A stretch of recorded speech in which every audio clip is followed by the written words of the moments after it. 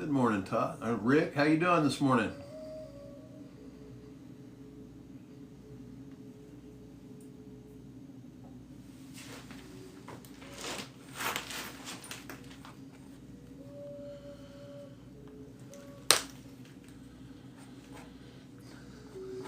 Now, is today your birthday, Rick? Am I remembering correctly?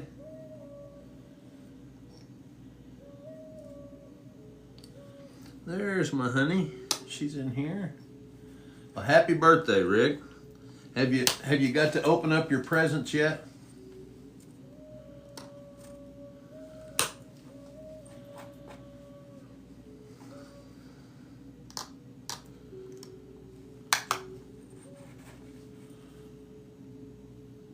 Gotta wait till you get home, huh? Well, happy birthday. I hope you have a good day at work.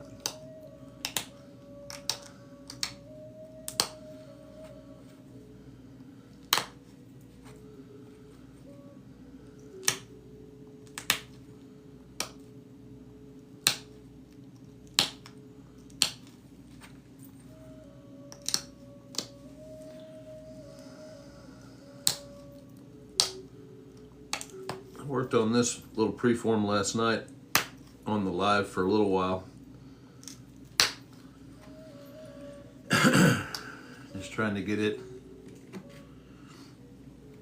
wrangled in a little bit. Still got a little bit of thickness. Some of this stone is really tough, and I mean, it's good when you're trying to take big flakes off of it. But boy, I tell you, it is rough to pressure flake it when it's tough stone like this.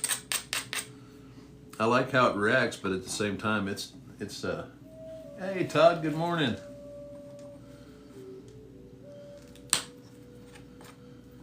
But you can feel it after working it for a while for sure. I can anyway, in my hands.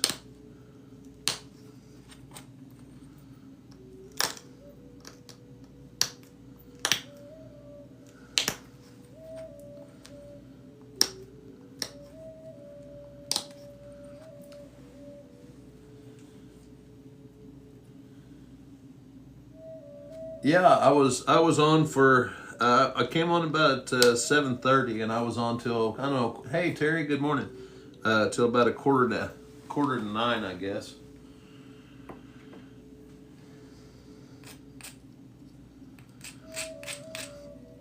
Like I said, I worked. Well, I'll show you guys what we got so far. This is going to be the 5th one.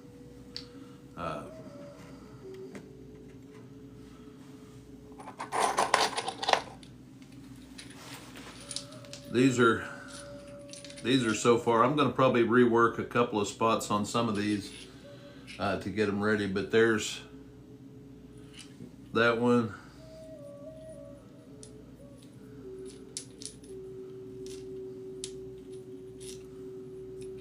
That's what we got so far.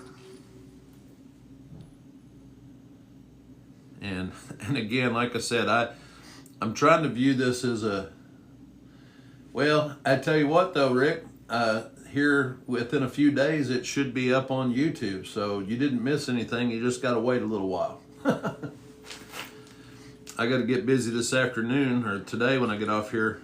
I think I'm downloaded on that. I've got saved up to like the 12th of March, so should have, I'd say by this after this coming weekend, I'm hoping to have everything up to current. Now, right now we're not posting them each day, trying to, space them out a little bit, but it will be up on YouTube very soon. So, but anyway, that's what we got so far, guys. A couple of these two here, you can tell them the material's nice and clean. This has got a nice little ridge. It's a little offset, by the way. I had to set the platform, and I'll have to work on it a little bit, but these two are really rough, concrete material, and I don't have a lot of high hopes for those, but at the same time, it's I can learn from it, and to me, that's just what what it's about, this week is trying to kind of get in that mindset. I was going to show you guys, though, if you work a bunch of river turn stuff, and you can see this is just off a big flake of, but you see all that looks like cortex on the outside. Well, when you turn and look at the inside of that rock, do you see all those cracks and fissures that are going up in there?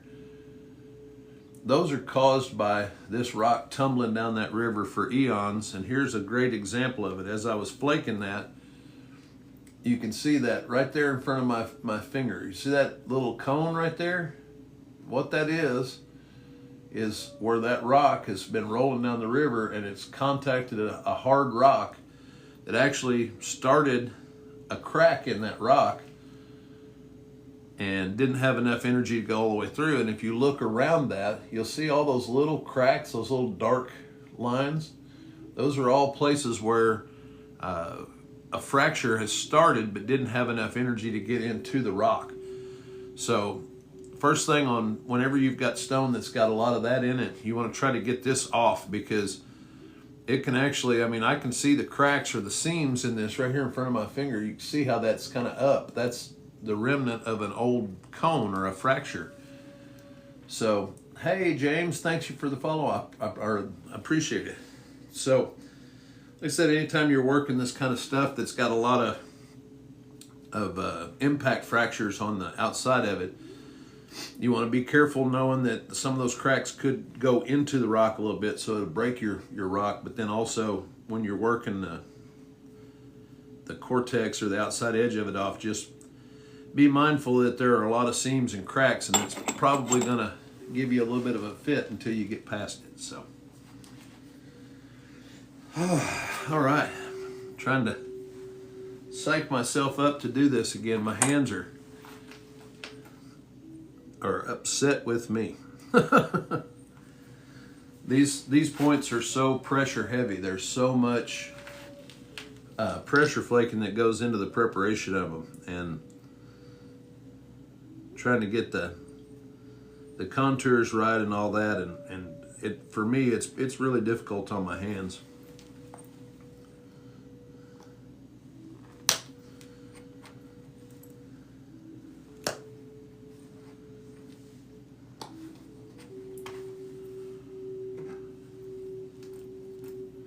Good morning, Belinda. How you doing?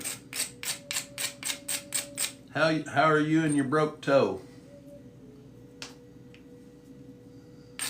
Hope you're doing okay this morning.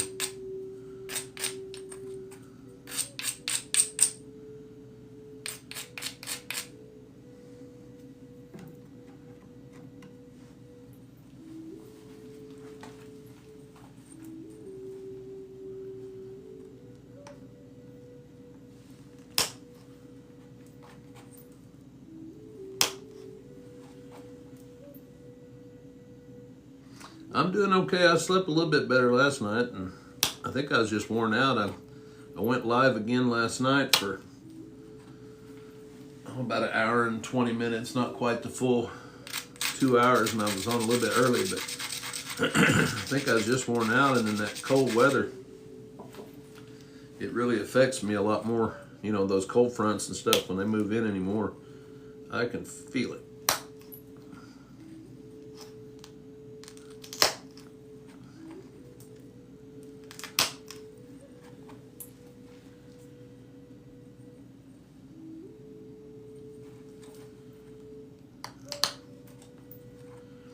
But I'm looking forward to tomorrow, trying to flute these. I've got a couple of different platforms set up, and then this is really the one that I'm the most excited about, as far as once I get it worked down. Oh, I'm sorry to hear that, Belinda. I know how that is, man. That's rough. But this is the one that I have the most confidence in, as far as the rock and the way that the preform is coming together. And I've seen numerous casts of originals. Some of them have I'll show you here.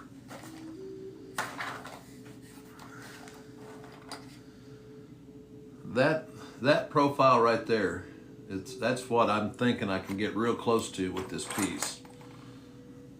And now, this is just one example. I mean, like, there, thousands of them were made, but if I can get somewhere close to that profile and get that ridge isolated on that, then I believe that we'll get a successful flute. Don't know how many we're going to get out of the half dozen or so that we're going to try, but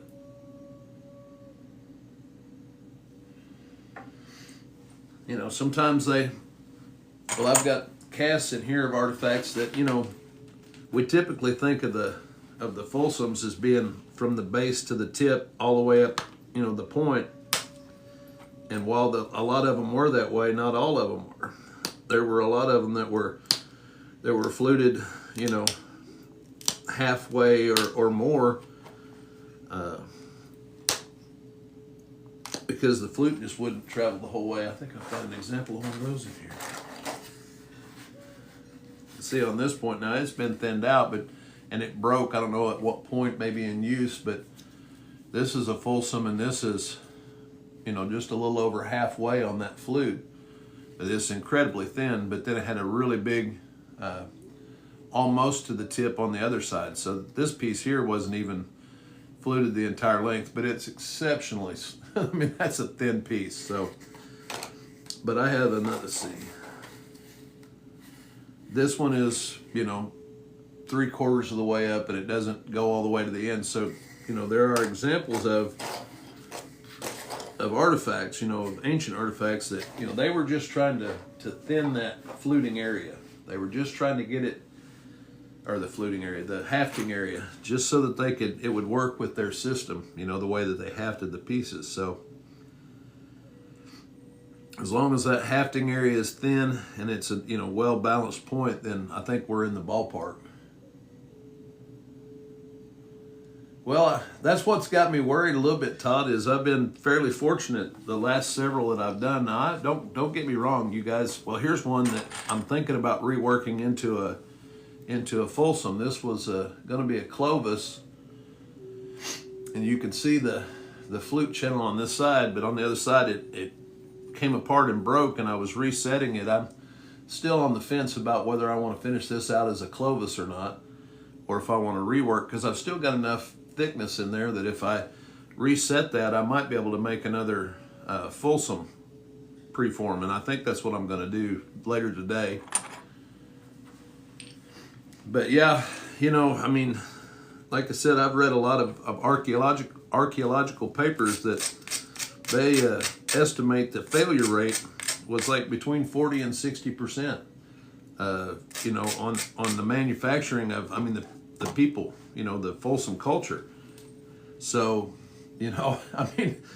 if it's like I said to you guys, if you do something for a living and half the time that you do it, it fails, and you're the expert on it, that doesn't bode well for anybody else trying to do what you do. So, it's a little bit of it's kind of a daunting point style for sure, because, you try to do something as well as you can, and you do it to make a living, literally to live, and you break almost half of them. Man, that's not a great percentage. And like I've said before, though, I believe the reason that they put up with that kind of failure rate, the only reason it makes sense is that they had to make a tool that fit within a system that they used. And if that tool, didn't work in their hafting elements or whatever the case may be, it's just like the analogy I've used of carrying a 5/8 wrench. If everything on your bike uses a 1/2 inch, you're not carrying a 5/8 because it's worthless. It's just extra weight. It has to fit with what you're doing. So I believe that's why it's such a precise, very ordered way to make.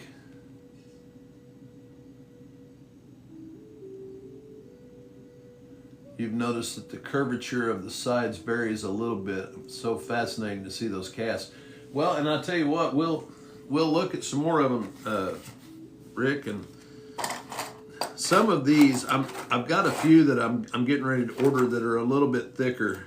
These are just what was available. I got most of these through Lithic Casting Labs, but you know, they're not always. This is one that was found in my area. Now this is they call the Berry County Folsom, and now this one here's one of my prized possessions, and I've got it in here right now. But this is an actual base. This was found in a creek not far from where I live by a friend of mine and gifted to me for my birthday. This is a Folsom base made out of our local Reed Springs chert that was found probably within 15 miles of where I live.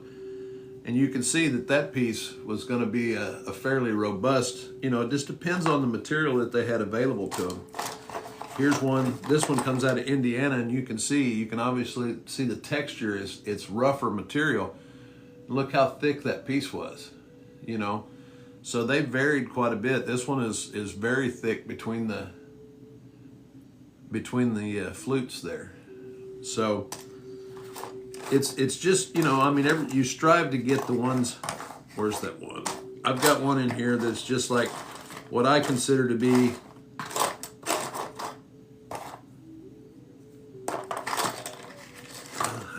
where'd it go? Is it hiding from me? There it is.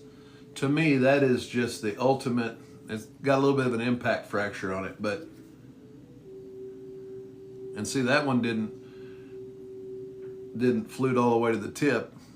It stopped somewhere in here. These are just the remnants where it ended up. So I mean, but that is just a beautiful, beautiful artifact right there.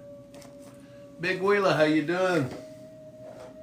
So we'll compare some of the stuff to those, but I do have a few other examples that I've got on my wish list to order. I've got that, and then I've got quite a few Clovises also.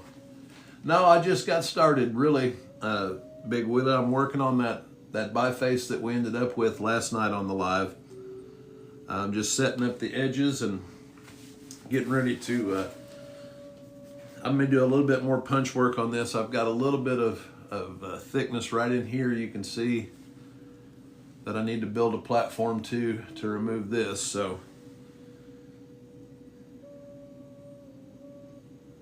other than that, it's not in too bad a shape right now. I think we're going to go with, this is going to be my base end. I'm going to go ahead and establish that, and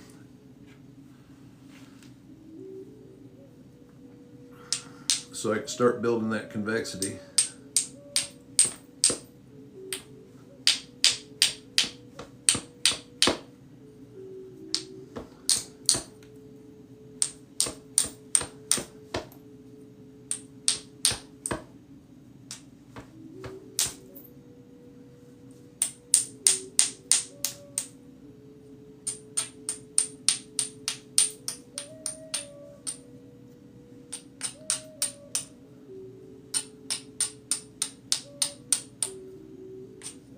See, I'm trying to set that. See how just angling that down. Okay. Now we're gonna try to build a ridge that is somewhere near the center. Sometimes you can go a little off center. I've got one of these set up that way. You can see this one is just a little, when you look at it, it's just a little off center the way it's set up. And that's because I tried to get it to line up. There's a little concrete chatter spot right here. This is one I don't have a lot of confidence in, but we're going to give it a shot anyway. But so what we're trying to do, this is the pre-flute cast, and what we're doing, you see that beveled edge, and that's what I'm trying to get this right here, and then I'll remove flakes, guide flakes on either side of that to isolate that out there just like that.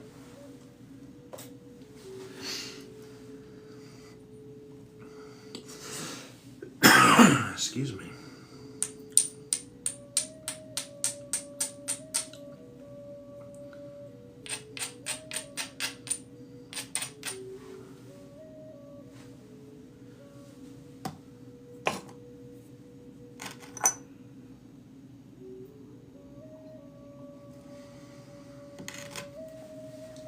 Let's see what we can.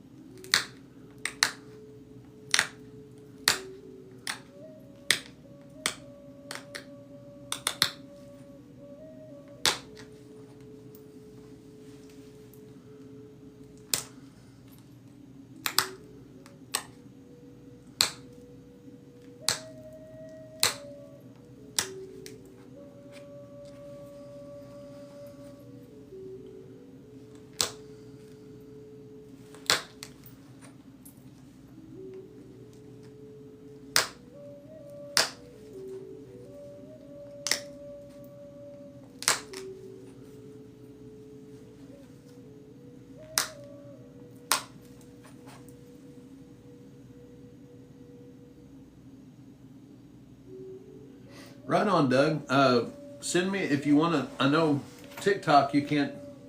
Hey, John. Good morning, Doug. I know TikTok you can't message photos or whatever, but if you find me on, I think you found me on Facebook. Yeah. Send me a message on Facebook. And thank you for the kind words that you posted the other day. I appreciate that.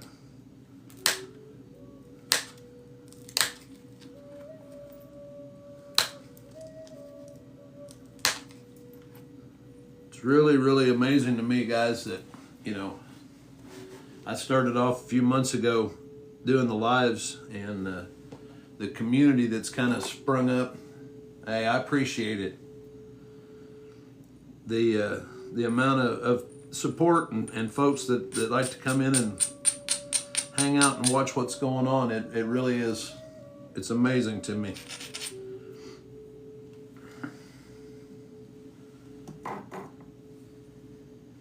All right, there's our, you can see we've got a little bit of a chattered spot right there, so I'm going to kind of cheat it and go a little bit this way. Just trying to get that area of mass off the center of that, because there's no way we'll get a flute to go through a dip, up a rise, through a dip. It just won't work. So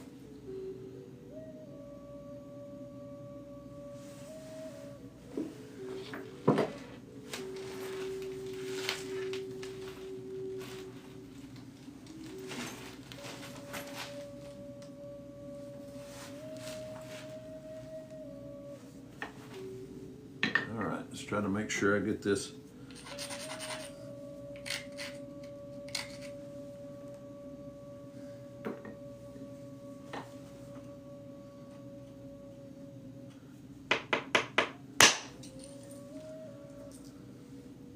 So that's just what we were looking for. It just kind of curled up over the top of that mass.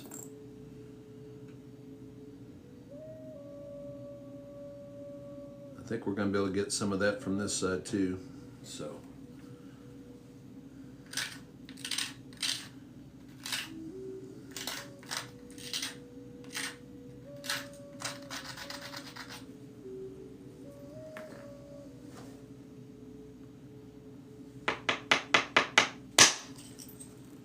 oh, that was ideal, man.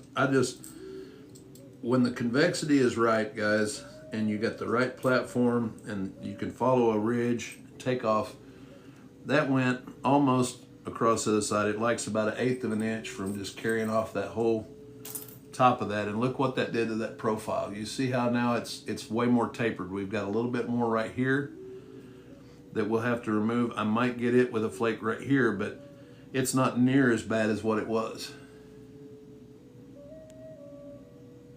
Well, that's a terrible decision to have to make, Big Wheeler. Why don't just nap for a while and then work on the bow, or vice versa? Don't have to choose.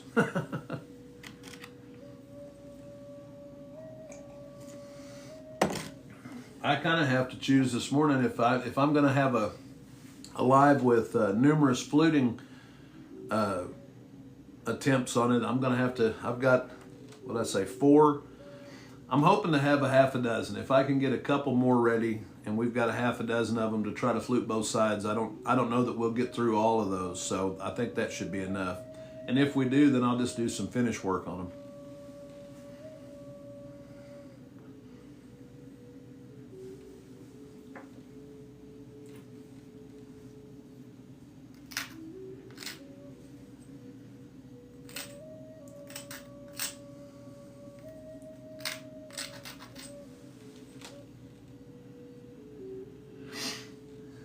All right, let's see if we can take this little spot here. There we go. See and how that went right there. Now the rest of that I think I can get with pressure flakes. We've got this little rise right here that needs to be taken care of. You got to have there can't be just a sudden rise or a high spot in there, or that energy from that flute will just either dive into it or roll out and break your piece. So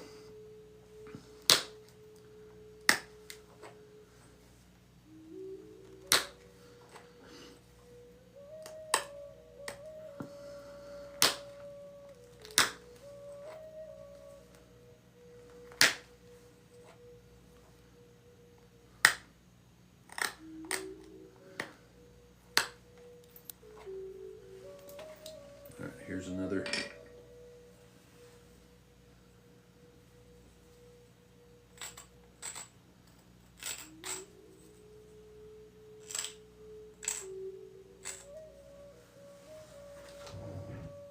This should be able to get.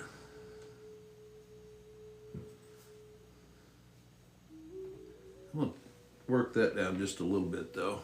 I just about put a thin spot between the tip and that mass, and I don't want to do that. Hey, Bent Creek, doing pretty good. Trying to get some preforms together. These are not all ideal, but we're gonna flute a bunch of Clovises or a bunch of Folsoms tomorrow. Tomorrow morning on live. I've got 4 put together. I'm working on another one right now. And I've got one more here. This one's a little bit smaller, but I think I may rework it into a small Folsom.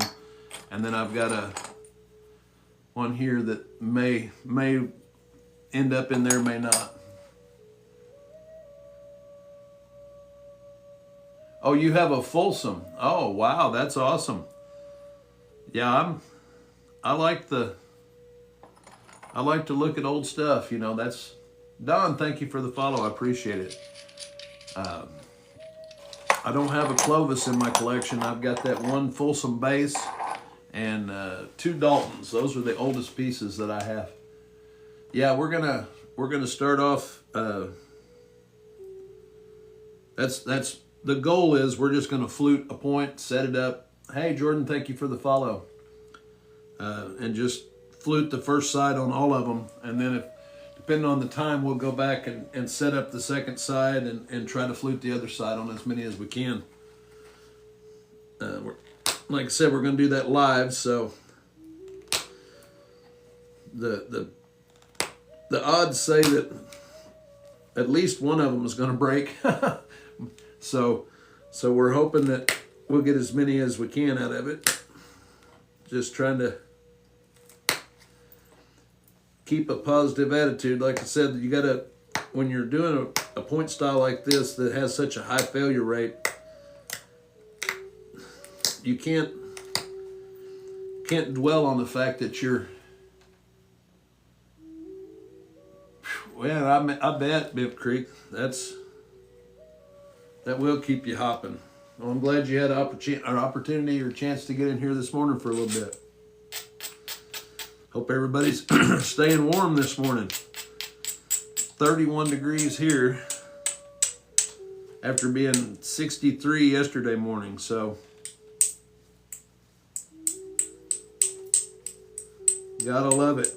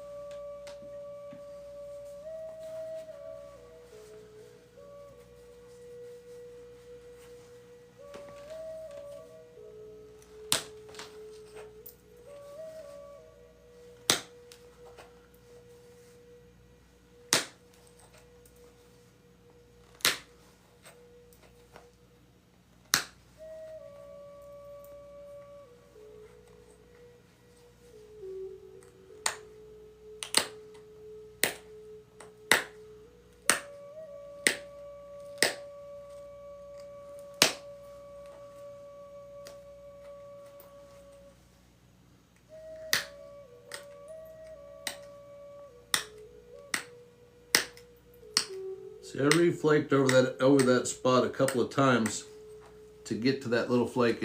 It almost tried to stop on me a little early, but that little line you can see right there, because I'm trying to lead up to this spot right here.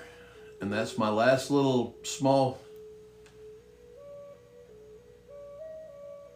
Headley. I try to, if I'm making a set, I don't know what happened to the other one, but I had 3 of these over here, but I try to make them fairly uniform. These are a couple of dark points out of some of my local stuff. And I feel certain that, the original people making these, they probably tried to make as much of a match set as they could within reason, Yeah, exactly. You're at least, even if they're a little heavy, if they're all the same heavy, then you kind of know, your aiming point is more is more consistent, maybe, because the drop is about the same. So I would say that they probably tried to make them within reason as close as they could. So that's why you'll see most of the time when I'm doing sets of them like this, I do try to keep them all fairly close to the same size. There will be some variance, but within reason, I don't think that the grain weight makes a lot more. It has to, it affects it a lot more now than it would have then, as far as trying to get the right weights and stuff like that. But within reason, I mean, I've shot primitive archery for a long time, and inside of what most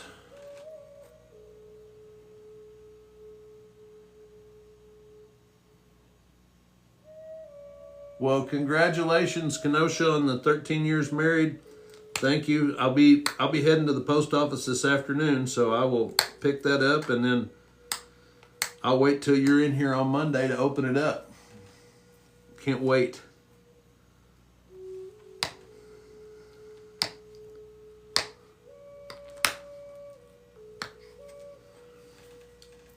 All right, I'm going to try to take this little flake right here.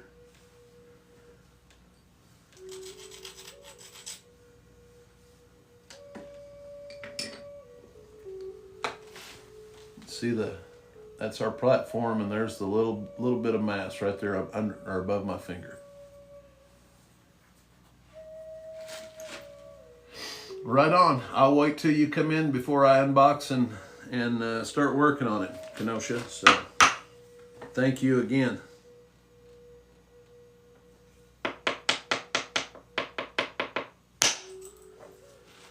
See, just a nice little skimming flake. That went right there.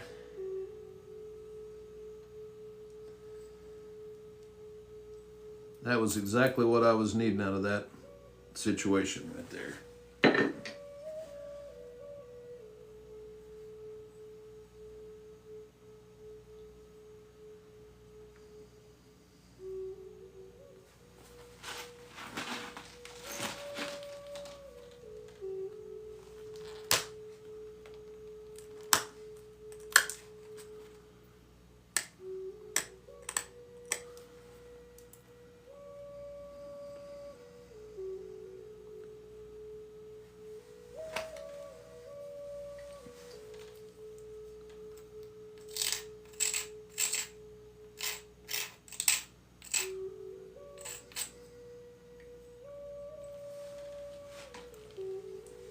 But yeah, I think Rick said yesterday was congratulating me on not busting into those preforms and trying to flute them too soon. And it's been I keep looking over at the stack of them, going, yeah, I'm ready to flute those. This pressure flaking, it just wears me out.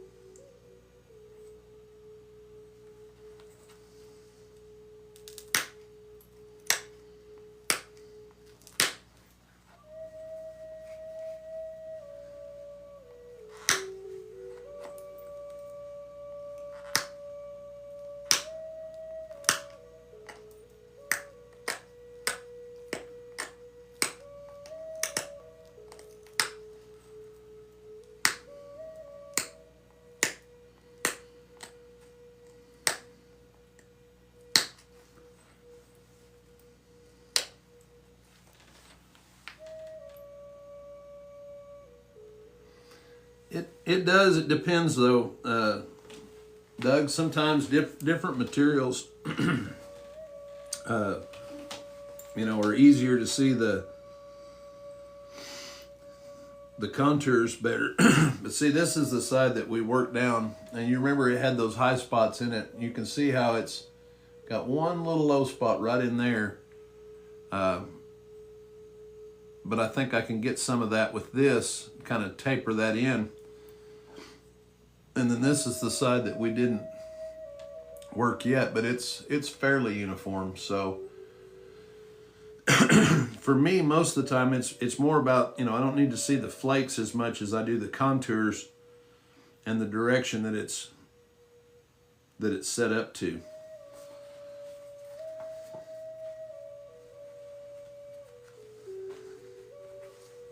I actually would prefer to work in lower light conditions if my eyes would allow me to, because I can't see it as well, but the light kind of, I'm not big on overhead or bright lights, never have been.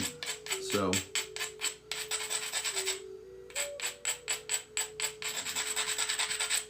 I like the lower light conditions, but it's harder to see what I'm doing that way.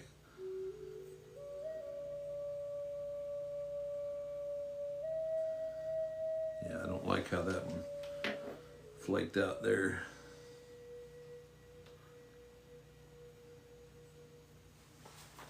Anyway. Hey, thank you for the Shamrock March there. I appreciate it. Yeah, that's fine. I figured. How you doing, Bicentennial Mama? But yeah, sunlight, you know, I mean, it makes it easier to see, as long as it's not, if it's super bright outside, it hurts my eyes. I've got prescription, well, no, not prescription, but they're reader sunglasses just when I am working outside, because it affects my eyes.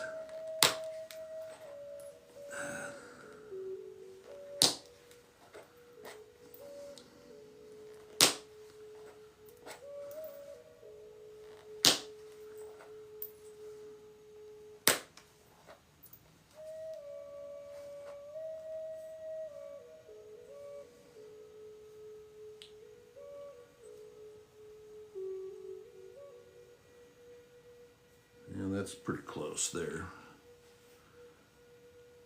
I need to rework this base though, just a little.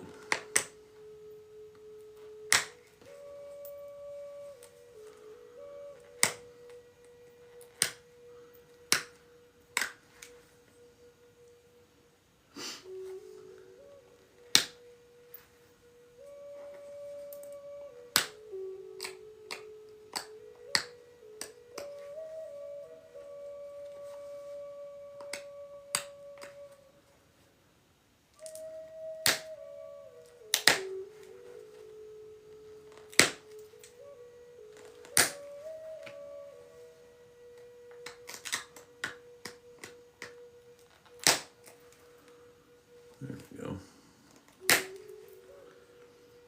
Had some mass there that.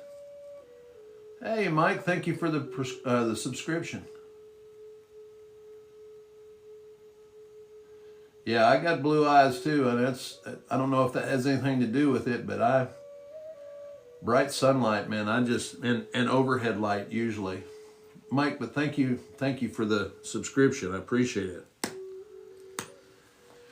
That gives me an opportunity to tell you about at the end of this month, guys. I appreciate it, Mike. I really do. That puts you eligible. I'm going to give this away at the end of this month. Well, 1st of April, I will do a drawing and send this out to one of my active subscribers. Anybody that's active, you know, as a subscriber, if you subscribe right now, it's active during the month of March. I'll put you in a drawing, and I will draw and send this to you at my expense. So if you guys would like to be eligible for that, hit that subscribe button.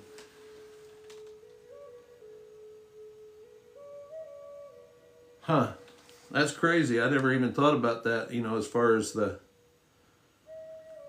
if the color of my eyes would make a difference, or as far as the sensitivity to the bright light. Wonder if that's maybe an evolutionary thing, you know, because of the Europeans being in the colder climates.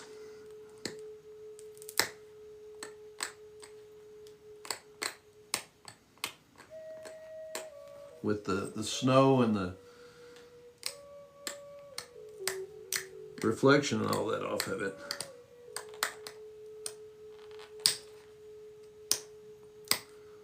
Sorry for the chopped up discussion there. I was trying to set that angle real well.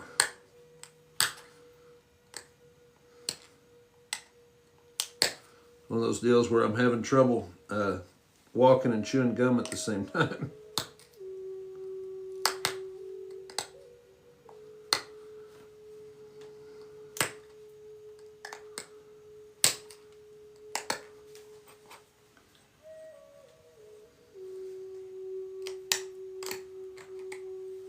All right, let's see what we got here. See, now I like the way that that base is tapered much better now. I've got one little spot over here that I need to get rid of, but I really like how that is, the lines of that. It's pretty close. So, I mean, if we can get a flute that goes 2/3 to half to 2/3, I'm happy with that, because that's within the range of what they were doing. So obviously I'd like to get them to go all the way to the tip, but it doesn't always happen that way. Yeah, me too, Headley. I don't go outside without sunglasses. Bicentennial Mama, thank you for the subscription. Guys, that is awesome. Thank you. You'll be eligible for this, and I'll do a live drawing. You don't have to be eligible. You don't have to be present to be eligible to win. So thank you very much.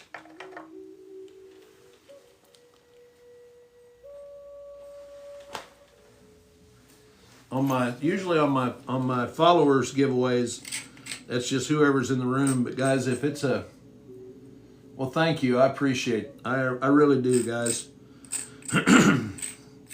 It's something that I have a passion for, you know, and it's awesome for me to have an outlet, you know, to share it with you guys. I enjoy being able to share it. You know, I would venture to say more than you enjoy watching me, because it's just to be able to recreate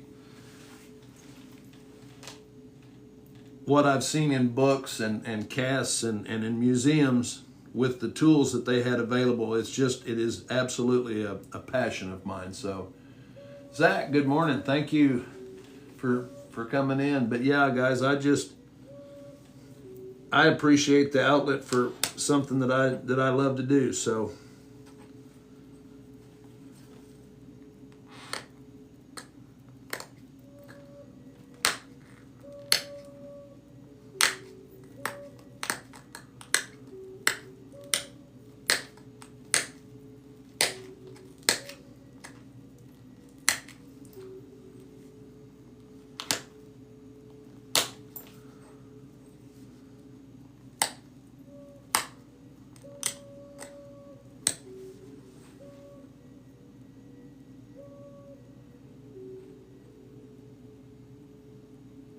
well, thank you, Headley. I appreciate that, and Robert, I appreciate that.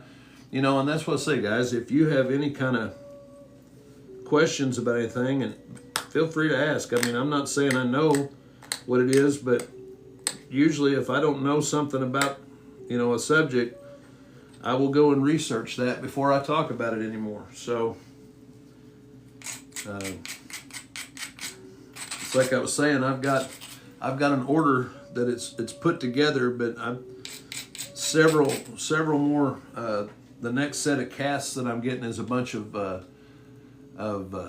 Clovis casts, and I'm getting ready to do another series on Clovis. So I've got some literature coming, and hopefully the casts will be here before I do that. But you know, to me, I mean, I enjoy the academic side of it. Don't get me wrong. I do a lot of research, guys. I mean, I don't, you know, this is, for lack of a better term, this is my day-to-day job. You know, after my injury, wasn't a lot that I could do, and especially be able to do it, you know, on a time frame where, you know, I could go lay down if I need to, or sit down, or stand up, or whatever. And doing the research on this stuff gives me the opportunity to be able to kind of feed that part of me, that knowledge. You know, I'm always wanting to learn something, and that's one of the things I love so much about flint knapping, especially what I would call what I'm doing, you know, experimental archaeology. You know, I'm trying to recreate tools with tools that they at least had available to them. You know, I'm not saying that this is how they did it, because there were none of us there and we don't know how they did it. But I've seen, you know, photos of tools that were found in excavation sites and overhangs and everything, and I can look at those tools and I can see, you know, when you see a sharp antler point that's got this beveled edge back because it's being used and it rounds off as it's being used, that's a wear pattern. Same thing on the punches and the billets. Hey, thank you for the gift, Bicentennial Mama. I appreciate it. Guys, that's really, I do appreciate it. You guys are awesome.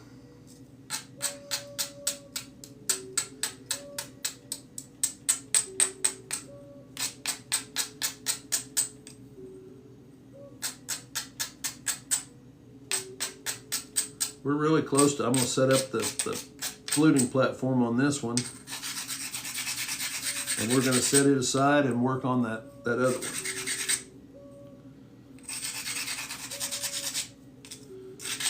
I'm just trying to take off any little sharp spots, any little flakes that are hanging on that are adding extra mass in the wrong spots.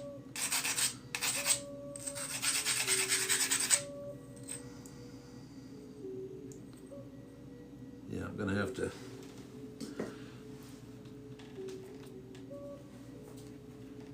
How long do antlers last?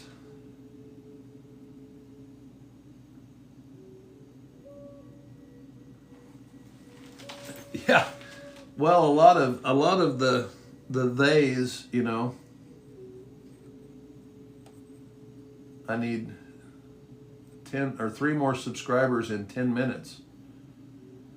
Why do I need that? I mean, you know, I'm not going to complain or anything, but Bicentennial Mama, is there some kind of a bonus or something? I don't know how all this really works. I just appreciate you guys helping to support what I love to do. So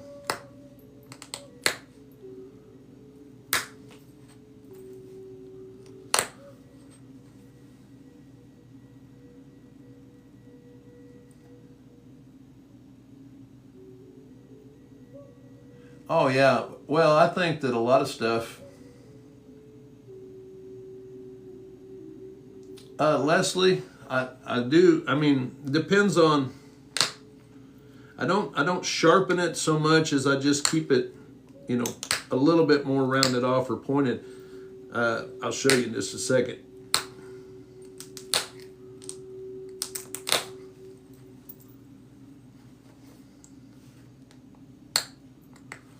Let me get this angle here. I'll show you how I have a tool dressed when I first start on it. You can see how that's starting to square off or round off where I've made contact with it.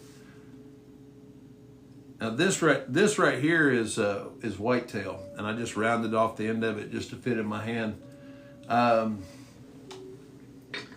This right here, I believe this is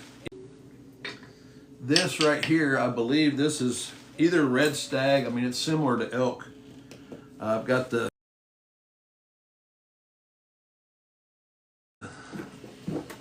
base of it right here, and it looks the way that to get back to this now. Usually when I'm not pressed for time, usually when I'm not pressed for time, and I know this sounds, I'm not really pressed for time on here, so to speak, but you know, this is my preferred way to sharpen the tips on my tools. Is just grinding them on a piece of sandstone. But you guys don't want to sit around and watch me do this all day long. So what I do during these lives, now when I go on to the events and stuff, I'll sit around the camp in the evening and grind on the tools. But this is like a drywall rasp or something. It's got a rough side and a smoother side. It's called a Shinto rasp, and I just use it to kind of do a basic shape on it like this, just to, you know, you don't want a super pointed end because it'll break on you. Antler or bone, if it's too sharp and you try to press on rock with it, it'll just break it. So all I'm doing is just rounding off those little square edges on it. And then you can see the lines and the stuff that are left in that from, maybe you can, that rasp actually puts grooves in the piece, and this is why I prefer stone. Santa Monica, you see me. Well, I see you. But I prefer the stone because of the way it burnishes the tip and it smooths it off. It's kind of like when you dress an antler billet or a copper bopper, you know, when they get all pecked up, they get a lot of you know, dents and stuff in them, and you either file or smooth or hit them with a hammer to smooth them out. It's kind of the same concept. If you've got a smooth tip of your percussor or your pressure, then you're making good contact in one spot on that platform and you get a better flake. If it's all chattered up and you're making contact on that edge with more than one spot, then you're basically trying to press off two separate flakes, and what you'll end up with is a lot of flakes that you can't direct them to go where you want, or failed flakes because you're trying to put too much energy into two different spots or more. So that's why you want to keep it dressed and try to make clean contact. That's why you see me kind of polish and grind the edges, as I'm trying to get to where that tool is setting on one particular spot, so that when that flake releases, it goes where I want it to go.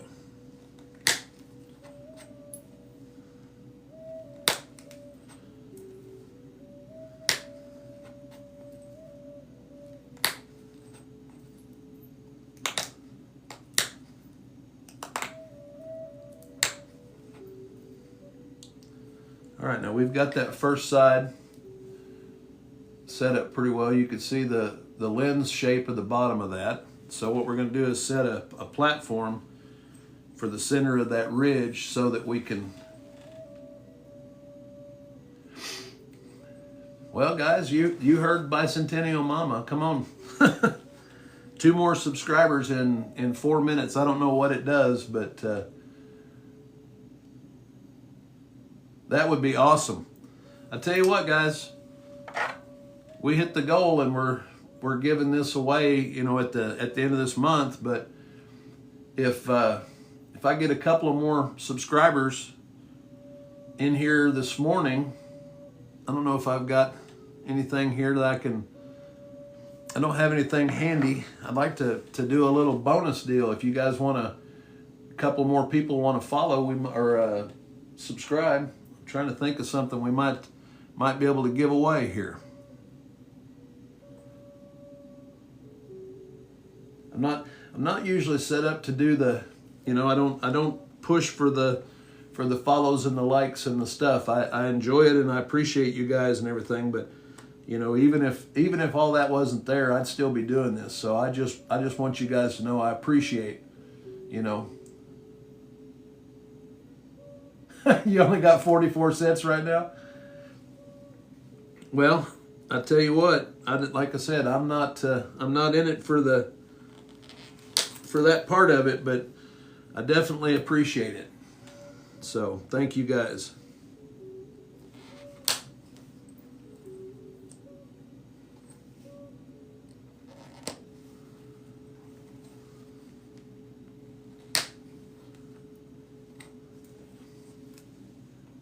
No, I appreciate it, Bicentennial Mama. Well, John, I appreciate it. And that's, guys, my mom told me I should have been a teacher. I love to share stuff that I'm passionate about with people. Ooh, I just about took too much of that platform there.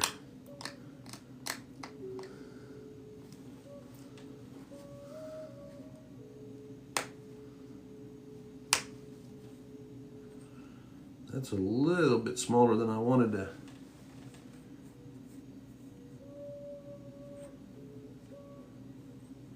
Oh no, less than a minute. We need 2 more subscribers in less than a minute. I don't know if somebody out there wants to subscribe, that's great. But I appreciate all of it, guys.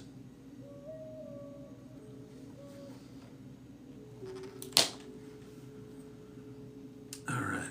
Well, that one's not quite as nice a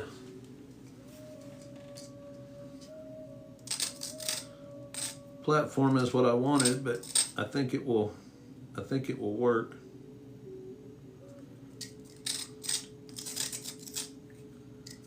And like I said, we'll probably work through these a little bit before I try to flute them tomorrow. And guys, if you want to see me fluting these tomorrow, that's what we're Rijomo. This year will be 30 years, but I really got serious and started working on it, trying to get a lot better about 10 years ago. And then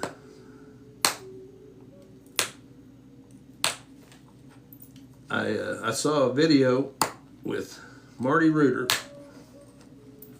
flint knapping tips. He's on here also, and Marty he's the GOAT. I mean, he's just right on. Well, that's what we're going to do tomorrow. Raijamo, is we're going to set up and do, well, this one will be the 5th one. Here's the other 4 that are set up with, I think we're going to have varying degrees of success with these. Some of the material's a little tougher than what I would normally try to flute for a Folsom, but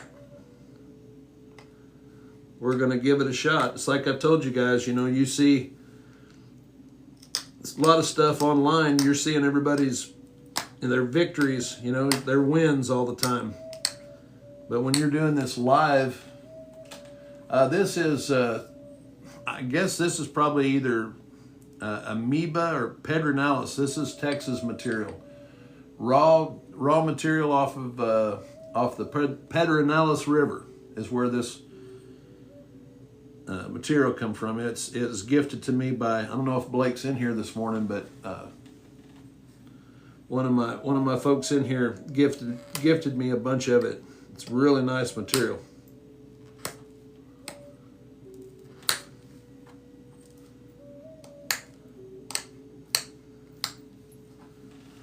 All right, we're going to call that one close enough for right now.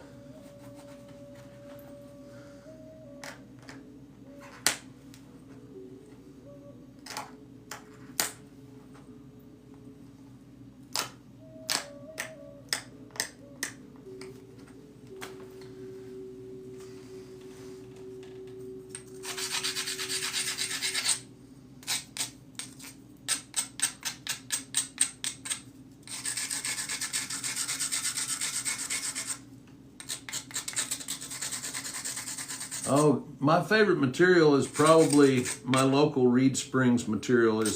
I've worked so much of it, and it's stuff that I can collect myself. El Gibor, eso es, it's an antler. ¿Cómo se dice antler en español, por favor? Lance, not that I'm aware of.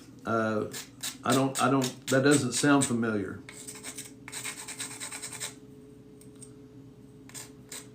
El Gibor, am I saying that right? I understand and speak a little Spanish. Un poquito.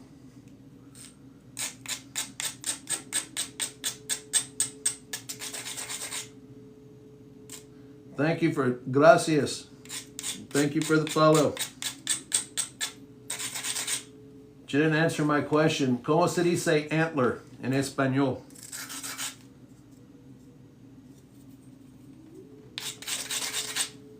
All right, this one's looking pretty good. Trying to get off any little sharp.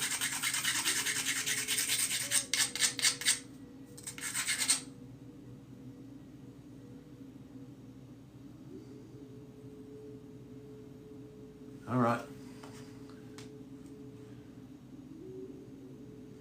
Yeah, a lot of the stuff that I work, you know, our local stuff, Lance, is a lot of fractures and stuff like that in it, and it's usually smaller creek cobble stuff, and that's really what I like to work. I like, it's, you know, I said it before, it's kind of like a big puzzle piece. I said, Ciervo. Gracias, Headley.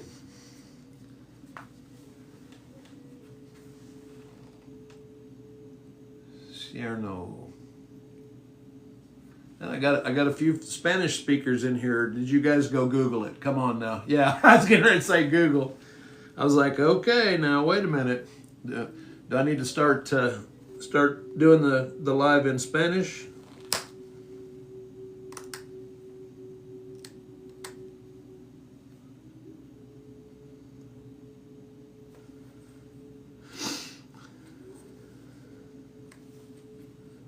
I got one spot here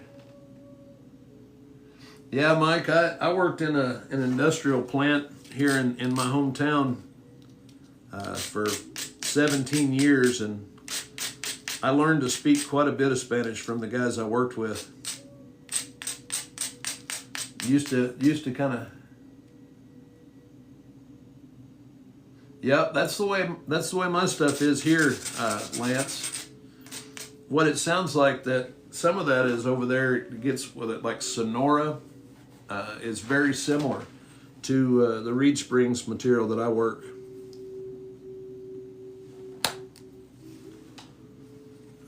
didn't like that flake.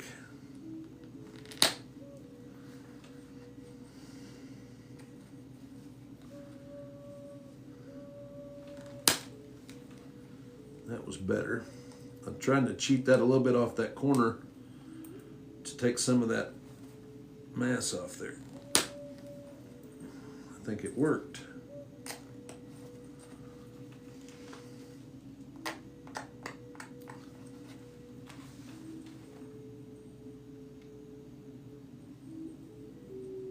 Yeah, there's a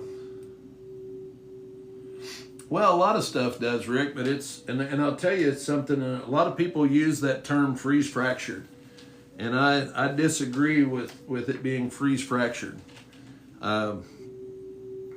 I mean, I'm sure that some of that does happen, but my belief on it is that if you took a piece of plate glass and you put that plate glass between two pieces of plywood, and then you walk out onto that and it goes, and then you remove that layer above it, you see that glass is just shattered in little pieces in the formation, and it hasn't, it didn't move, but it broke. Well, the high silica content of napping material, especially high grade stuff, really glassy stuff, and it's sedimentary. It's laid in there in a layer, and then you have upheavals in the Earth's crust.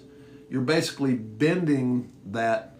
Well, the glass or the rock doesn't have the ability to bend, so it breaks. Johnny Bravo. Thank you very much. Used to watch that show with my son when he was little. I think that one will work. We're going to move on to the next one now, though. It's a little bit iffy right here. I don't like how much mass is on either side of that, but I think there's enough that we can get away with it.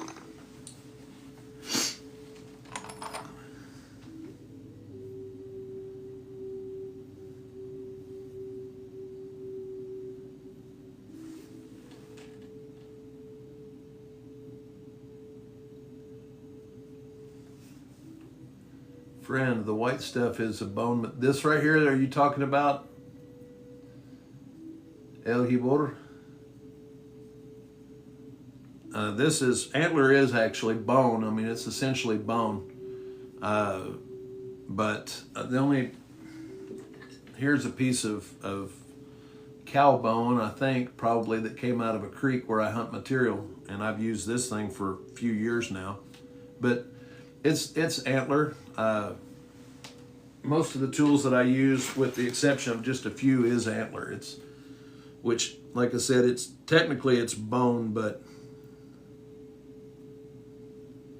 all right, let's get this thing.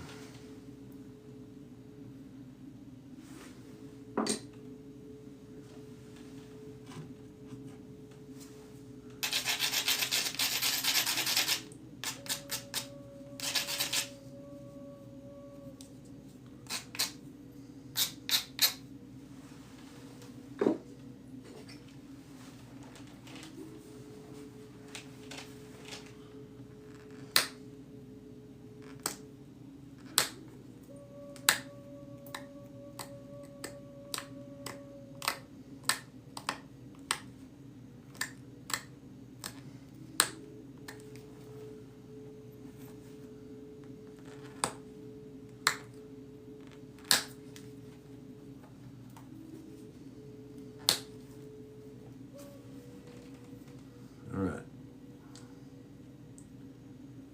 Trying to get this to where I'm set. I'm going to try to flute this face here first, so I'm not going to flute it today, but I'm going to get it ready just like those others. And this is the one that I think has the most promise. Mike, I do get asked that a lot, and I have yet to find one in there now. They do fly around every once in a while, but for whatever reason, they don't end up in there. Yeah, I've got one of my regular viewers that comes in. He calls me Coffee and Chips because he's just absolutely convinced that I end up with flakes in my coffee.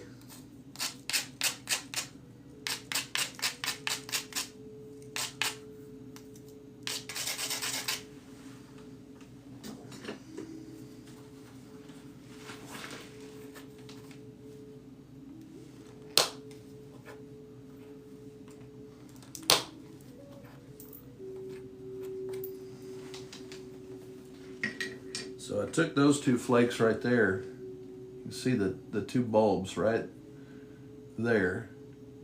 And then there's a little isolated spot right next to them. And that's Bicentennial Mama, you too. I appreciate you coming in and all the support and the cheerleading in here, getting folks to follow and subscribe and all. So make sure you get back in here tomorrow. I'll wait till I get a pretty good crowd in here, and then we're gonna set up and start fluting. Cody, good morning.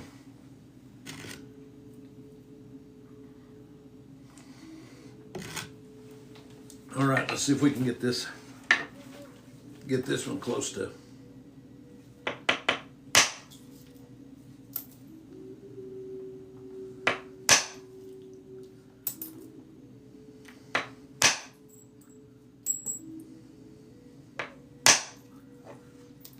Man, that was just a beautiful series of flakes, guys. We took those two little ones and then took three bigger ones in succession. You can see how those went out and then isolated that ridge. They just went out right to the edge of that and then just stopped.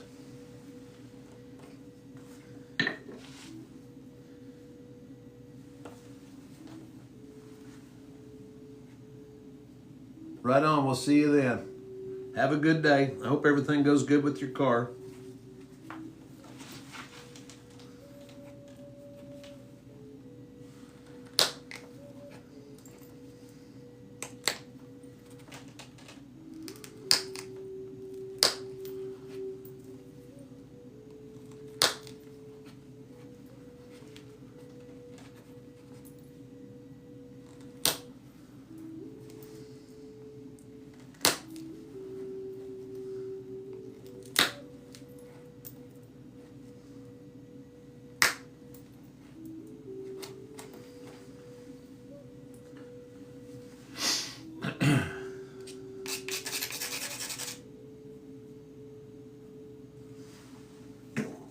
Got this little area right here. That's our platform set up.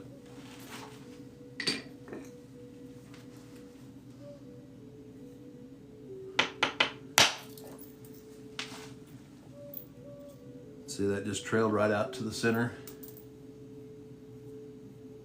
And now we've got a really nice lowered edge. I've got a little bit of mass right here towards the tip, and I'll get that.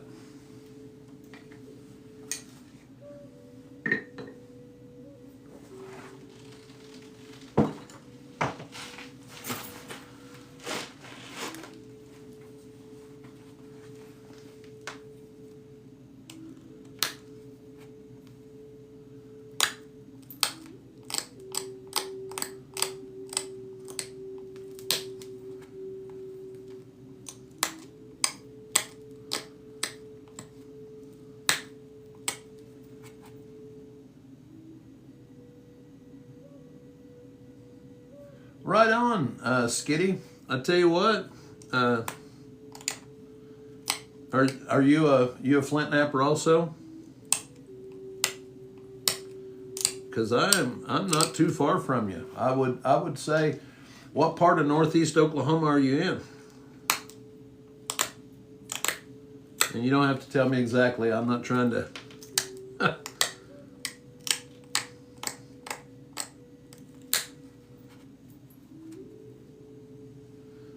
Yeah, I love if this local stuff. I'm sure it like reeds and that kind of stuff. You bet. I will absolutely work it. In fact, guys, I mean, I don't. You want to send me some material to work on the lives and stuff.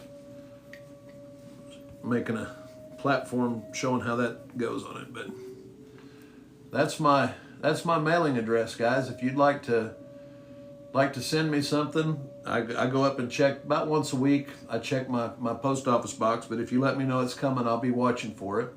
I've got a package waiting for me up there today, so got it done. Right on.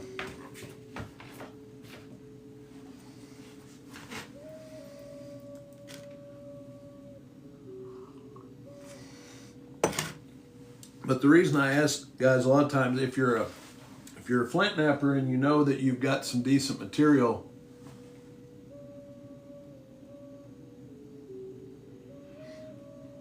right on, Big Will. Yeah, mention me in it or tag me or whatever. I'd like to see it.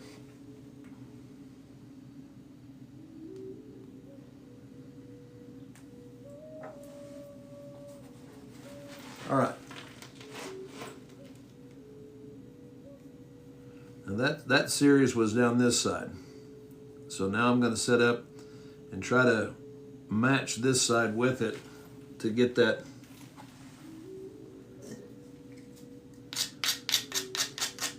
center ridge where it's isolated better. But as you're working through these, a lot of times you'll come across those little spots that need to be adjusted.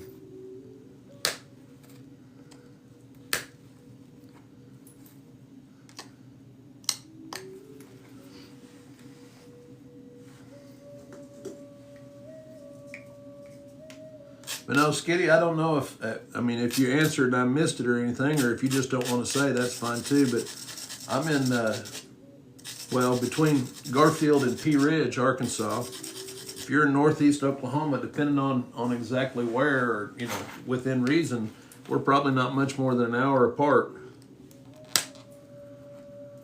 So I was just going to say, it wouldn't, don't ship anything. Just holler at me and we'll figure out a way to meet somewhere.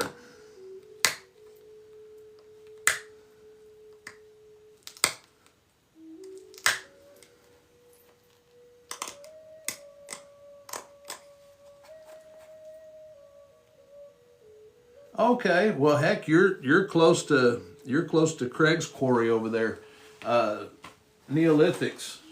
Craig rats it. Yeah, you're not too far from. I don't know. It's a little over an hour away, something like that. I'm just north of Rogers, but I don't care if you're just an amateur level. If you've broken some rocks and you know that that the stuff that you have is, I just don't want somebody to take the time to send stuff to me and then it not be something I can work, because I know it's taking your time and your hard-earned money, and I don't want you to not get, to watch me work something if it's not, workable stone.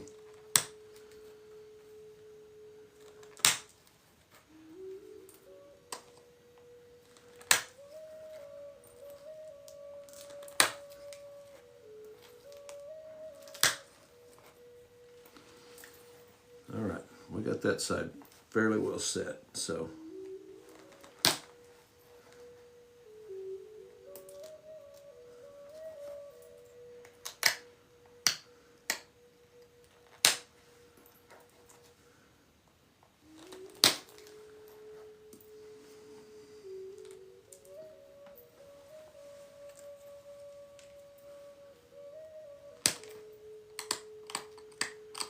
But yeah, Skitty, I know that area is, there's a lot of the reeds up in there. And some other, well, obviously, I mean, Craig has got that Keokuk quarry there in Quapaw, or just out of Quapaw. And that material is available there. But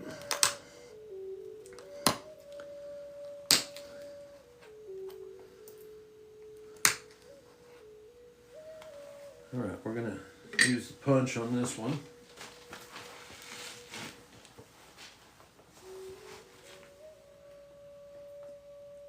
Got huge chunks of obsidian. Yeah, one of my other followers is sending me a chunk of obsidian to work. I think it's actually, hey B Scott, thank you for the follow, guys. I appreciate it. But they're sending me a big chunk of obsidian that I'm going to work next week. So I don't work much with obsidian. I'm a little bit nervous because the stuff is just so dangerous sharp. But I will give it a whirl. I have worked some all kinds of different stuff here. One of my followers sent me Tallahassee quartzite to work, and that stuff tore me up. That's some tough. Oh, awesome, Justin. Yeah, that's real cool.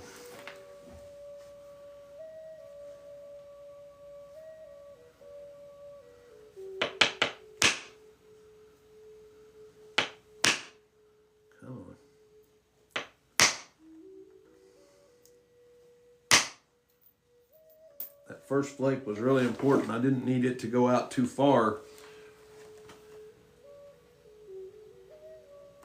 Oh, awesome, Skitty. Well, when you get some places up in there, do you ever run across any... Oh, awesome, Justin.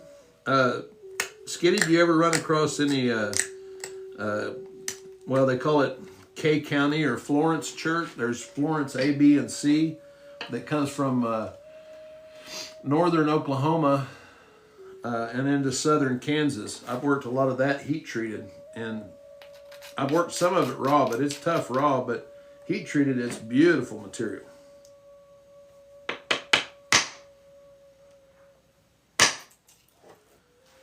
Well, that was just what I was wanting. See how I didn't try to flatten that out. I was trying to get that to go to that ridge and keep making that ridge more prominent. That's what our goal is, to get that where that flake will run right up that ridge.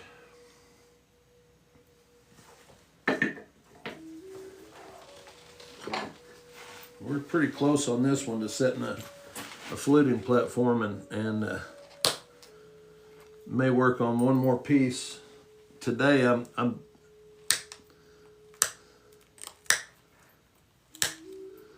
not sure that I'll do another Folsom preform, because that'll give me, I know, 6 or 7 of them to do, and I don't think that I'll be able to get all that done tomorrow on the live. So what I may do is, if you look up the Folsom culture, one of the tools that they carried with them, you know, they were a completely nomadic people. You know, they were following the buffalo herds, and that was the big buffalo herds, the bison antiquus. Quite a bit, well, I think 25% larger basically than our modern bison that we have. But their butchering tool was, they call them a Folsom ultra thin knife. And it's basically just it's similar to like the Inuit or the Eskimo, the Ulu, but it's just a handheld version. It wasn't hafted, or at least they don't believe it was. And they are just a crazy, crazy thin.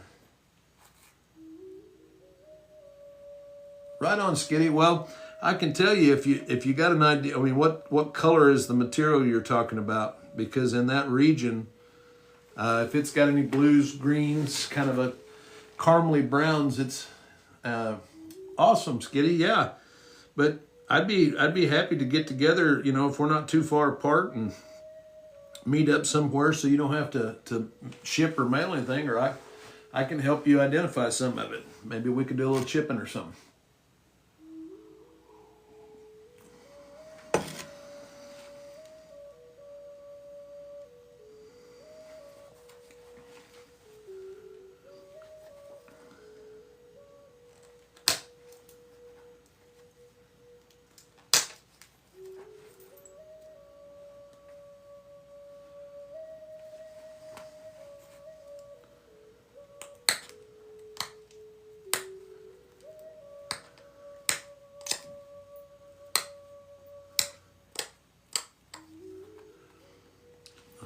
pretty good on that one, I think.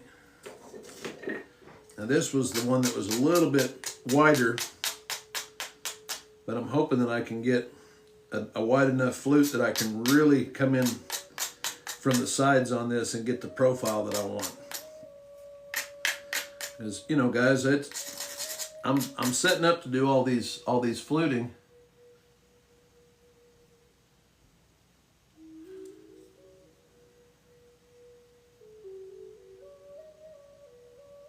Oh, awesome, Skitty. Yeah, we absolutely. But it sounds like you're into a bunch of reed springs. Beautiful material. The material that I'm using on the stone, it is, Patrick. It's either, I use sandstone. This is an antler. All of my tools are either stone, bone, or antler. That's all I use on my work.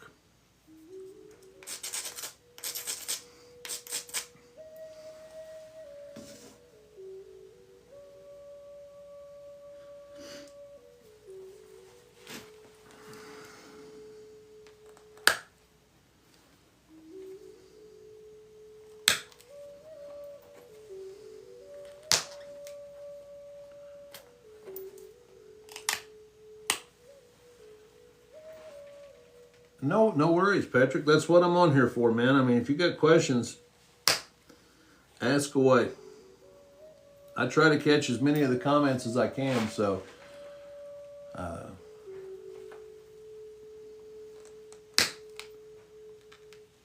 but I sometimes will miss a few, so.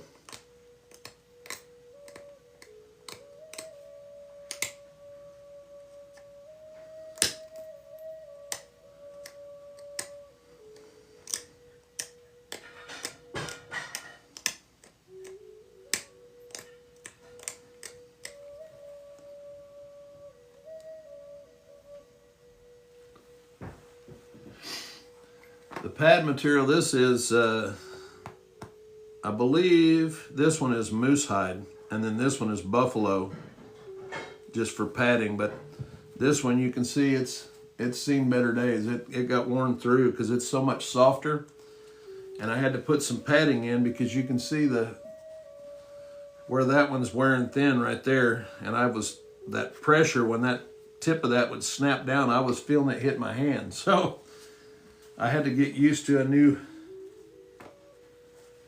feel of my pressure pad. Once you get used to the way it feels, you can see where my fingers and my hand have set on that, you know, from using it for so long. So, but yeah, moose hide and buffalo hide is what this is.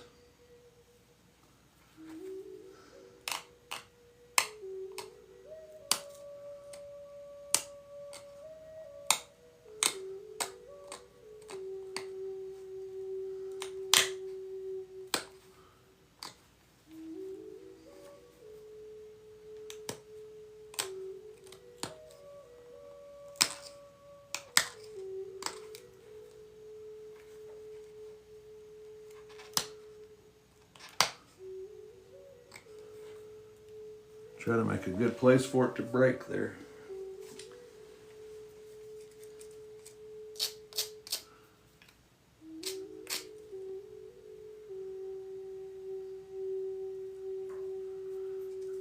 I don't really like this side right here.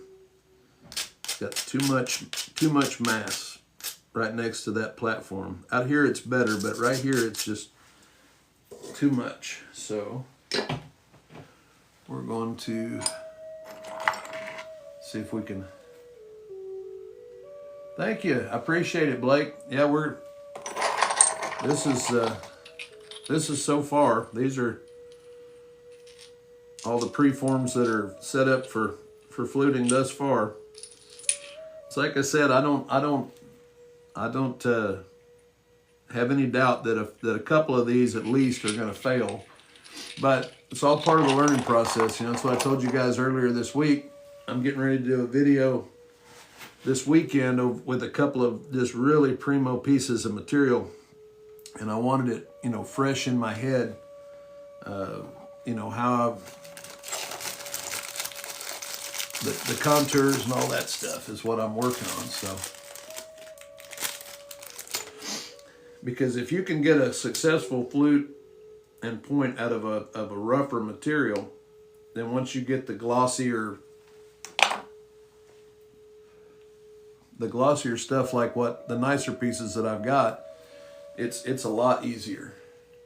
Big Wheeler is back. All right, we're gonna see if we can rip a couple flakes off here, and then I'm gonna try to make a Folsom ultra thin here this morning real quick. Oh, that's so much better there. Yeah.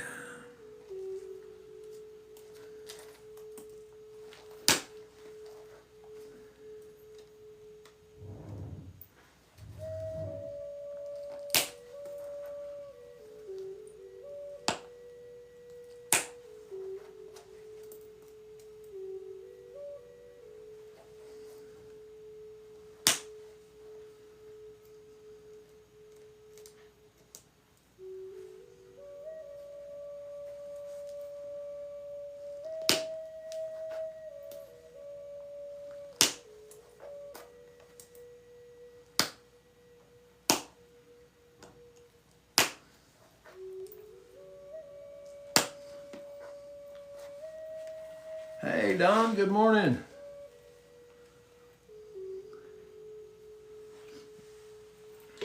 And guys, I appreciate all the support and everything of the channel. I've got a few of you. It says you're getting ready to lose your subscription stuff, and I'm going to be giving away this point at the end of the month. So if you want to be eligible for it, make sure you're an active subscriber, and I will draw from that pool after the first the end of this month, the 1st of April. So if you're a subscriber, make sure you're current, and if you want to be eligible for that, then hit that subscribe button.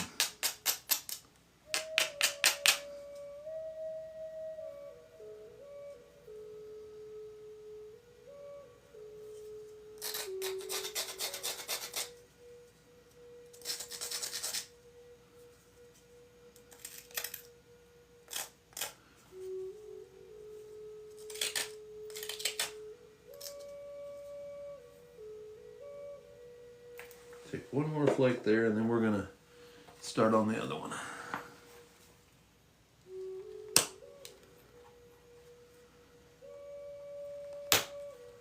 Two more flakes. All right.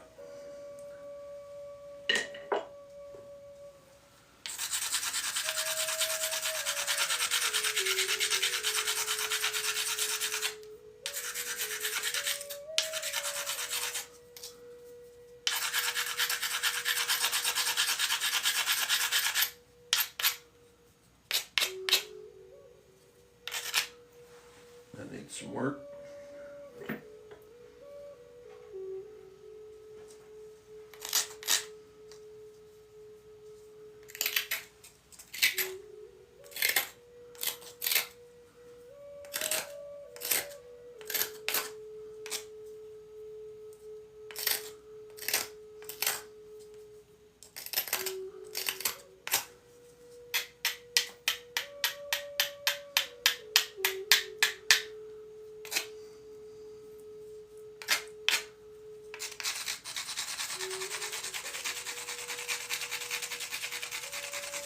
All right on, John. I'm glad it helped. Well, you seen some wear patterns on there that you couldn't explain. You know, you get all different kinds of, depending on how it was used. Well, I'm a little bit off on that. But you know, you'll see. Well, I've got some on here. This one has been worked down almost, it's like a little rounded cube. And it started off just as basically a ball, kind of like this one did. But what you'll see in a lot of them is, here's a rounded wear pattern around the edges of this one. This one actually is from Mississippi. This is an artifact here. This is what a lot of people call a nutting stone. I think it was indirect percussion stone. It's very dense.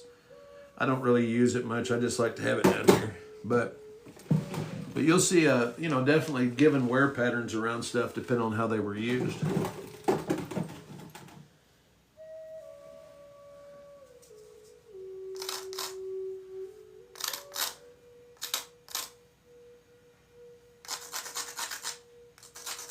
All right, we're going to lay that on the side.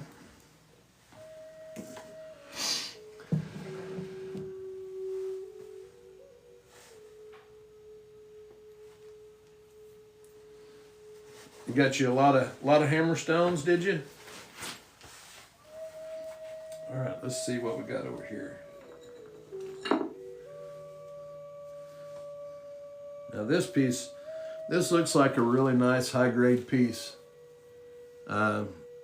But it does have, looks like some seams and some other stuff in it, but this would make a beautiful candidate if it works out well for an ultra thin. So this is what we're gonna work here until the end of the live. That gives me, what, half a dozen so far, with another one or two that I'm gonna rework. So that should keep us pretty busy tomorrow for the live. And I'll see if I can work this down to a thin biface real quick.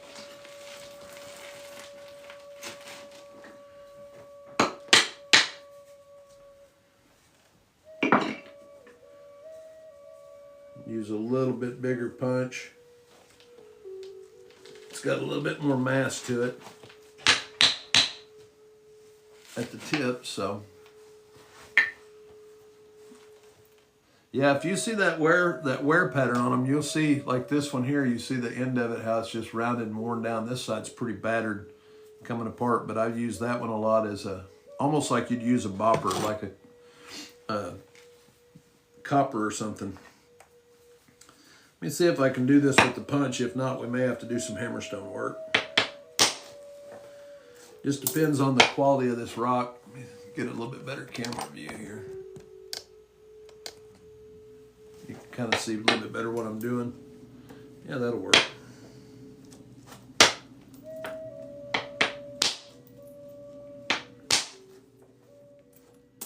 Now these first several flakes that I'm taking off these edges aren't meant to be like real long clearing flakes. These are just, I'm trying to build a, you see how that edge is right here is just like this. It's zigzaggy. Get it up here close enough where you can see. I'll take a flake and then I use each of the negative bulb scars where that came out of. Right on. Yeah, I'll check that out as soon as I get off here, John. But I'm using that where I set, you know, where that last flake came off. When I get a good removal, that is. I got one more I want to get right here. Maybe. Well, that's wanting to be difficult. That's okay. I was hoping to be able to do this with the punch. It's quite a bit easier on me to do it this way if I can.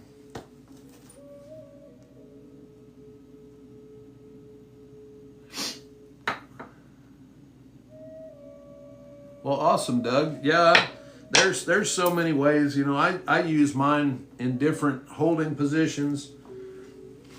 You can see this one's got a little bit of a bevel this way, but I also use it.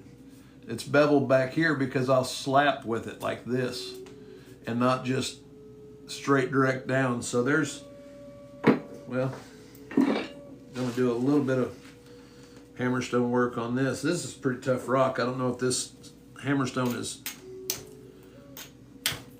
hard enough for it.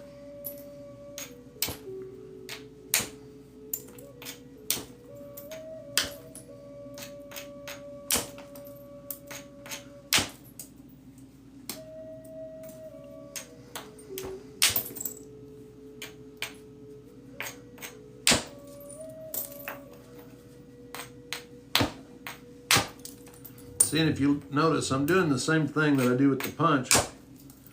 I'm just going back and forth and using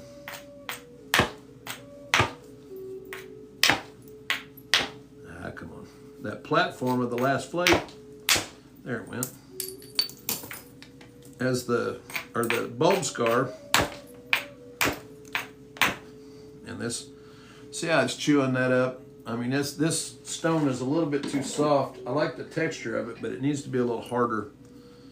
Once I get a little bit sharper edges, it'll work better, but on these steeper edges, it's chewing it up pretty fast. I think I got a little bit of a start on turning the corner there.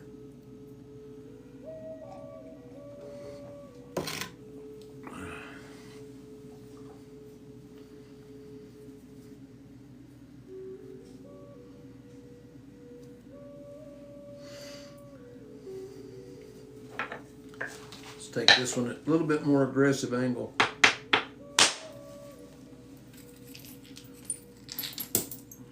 See, there was a seam in that one that I couldn't even see, but like a pot lid, it came out. And there is a concrete spot right here that goes all the way through. So we're going to end up losing this, so our point is going to shift this way. So knowing that I'm going to lose that, I'm going to try to use that material.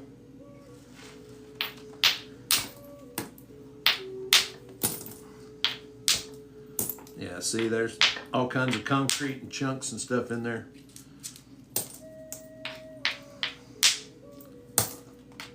But I just used that to bevel that edge to this side.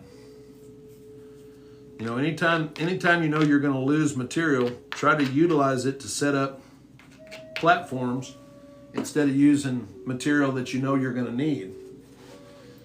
Eloy Garcia, thank you for the follow. I appreciate it. Edmundo, thank you for sharing the live. All right, let's see if we can get a...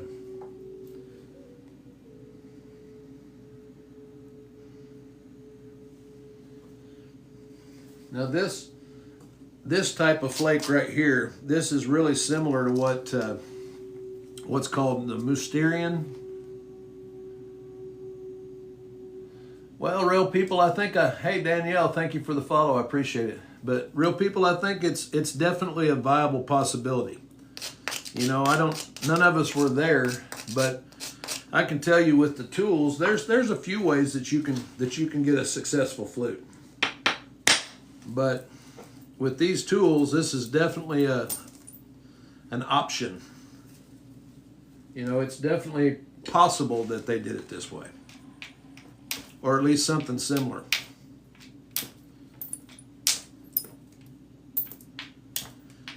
See, this is a little bit harder hammerstone, and I'm just nipping that. Boy, that's caught between my fingers.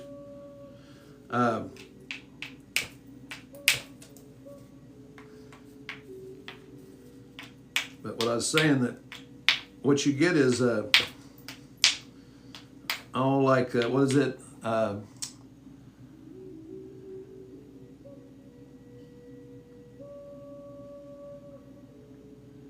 Yeah, I appreciate it. I've done a lot of research, and I do think that this is absolutely a viable way that they did something similar to this for sure. I'm working on a compression type of a jig right now. There's a guy, Swoos Alexander is what they called him. Joy, thank you for Jay, thank you for the follow. I appreciate it. But he was using a forked stick to compress the tip and the bass in, and then tapping it and getting flutes to run bass to tip. I tried it a few years ago, but I have a better understanding of the platforms and everything now, so I'm getting ready to revisit that. No, but this flake right here should be similar to what's known as, it's similar to the Mousterian. I'm going to try to take a large removal, and it'll have a sharp edges around it. And that would have been the way that the Neanderthal would have made, like their cutting edges and stuff were made with technology like this, where the edges were hard beveled, and then they took one big flake off the center of it. This is not quite the same, but it's a similar removal.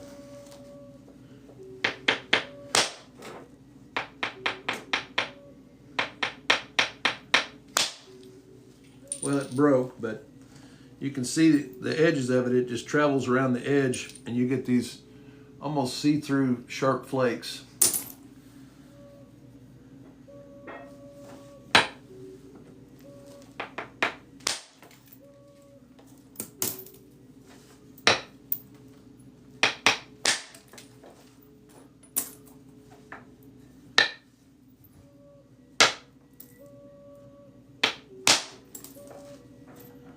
I love the color of this material.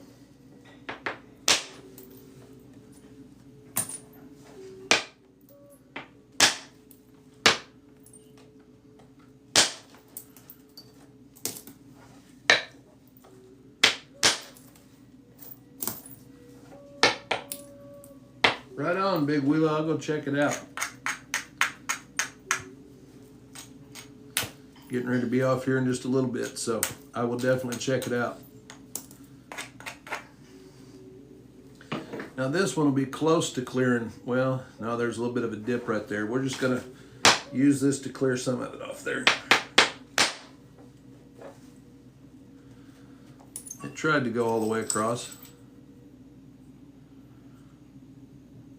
I think that's got enough good material in it. I might be able to make a small point out of that.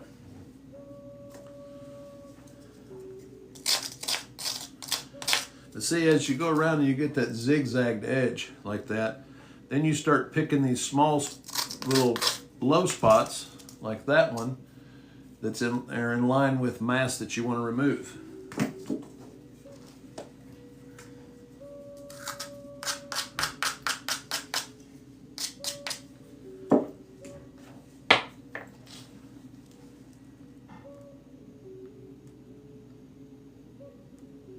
Yeah, real people, it does, but a lot of the reason why I'm not having to abrade very much is I'm working up off of the edge. Now this one, I'm going to be setting closer to the edge, and you can see I abraded and bashed that a little bit more.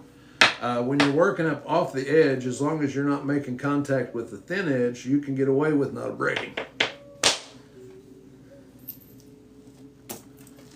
But once you start trying flakes like this, you better have it somewhat ground off, or your platform will break before it gives enough energy into the rock for it to detach that flake.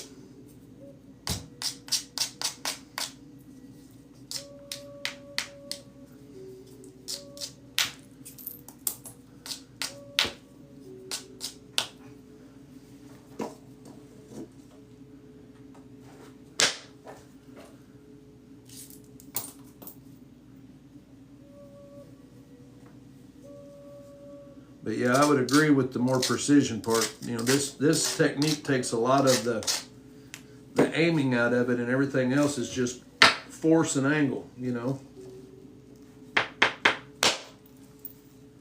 Yeah, that one went deep. Went in there in a wonky angle and cut that, so I'll have to set this up. No big deal. I'll get the rest of it right here, but should anyway.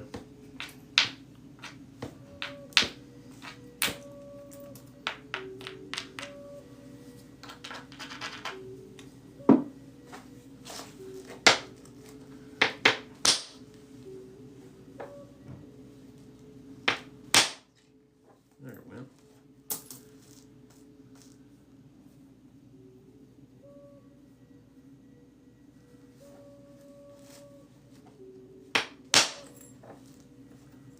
Another nice little bird point.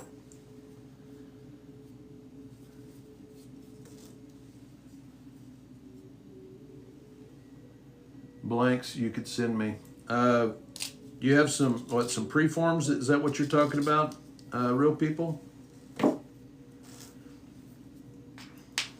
I'd be happy to work some on live if you want to send me something. I don't know if you saw it earlier. Here's my. If you want to send me something, that's my mailing address. Just give me a heads up. Awesome, real people. Well, let me know when you get that screenshotted, or write that down real quick and let me know when you got it. And then guys, if you'll just give me a heads up, if you do want to send me something, let me know to be watching for it. Real people, you got it? Okay, right on. Thank you. But yeah, guys, I'll give it a shot and work stuff on the live, and you know, if you want, I mean, I'll recognize you. Some people I've gotten a few gifts of material, and people don't want, you know, me to say who they're from, so I just thank them and they know who they are. But yeah, absolutely, guys, I enjoy working all different kinds of material, and this it gives me a chance to do that. So thank you very much.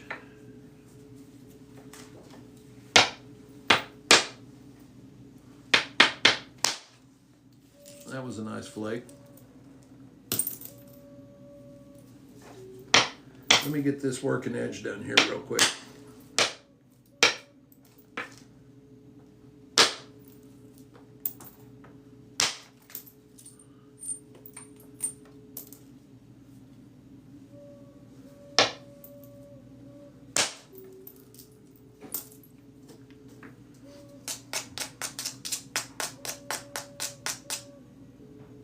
Well, thank you. I appreciate it, real people.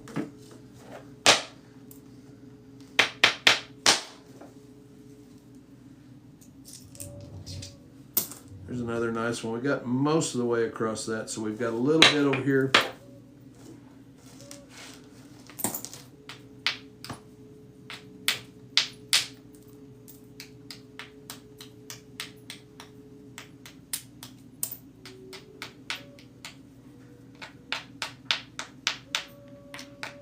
Try to come across it this way now.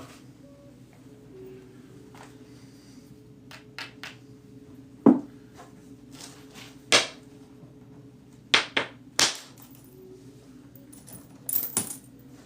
little bit of a, it's kind of chattered up a little bit on the sides from those, well, they're tumble fractures, I guess would be the best way to put them. But they're where the rocks kind of rolled down the river and gotten hit by others. I showed you guys that one earlier. I just think that's so cool.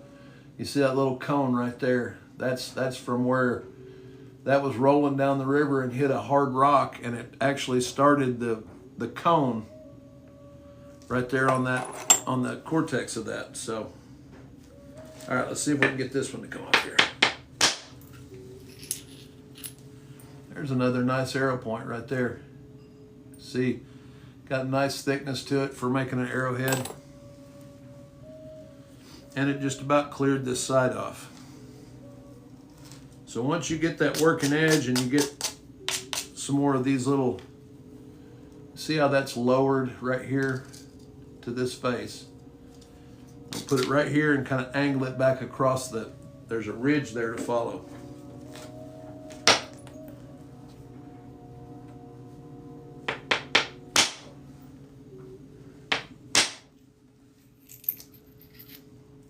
It went right along that ridge. It didn't quite go as far as I wanted it to, but that's okay.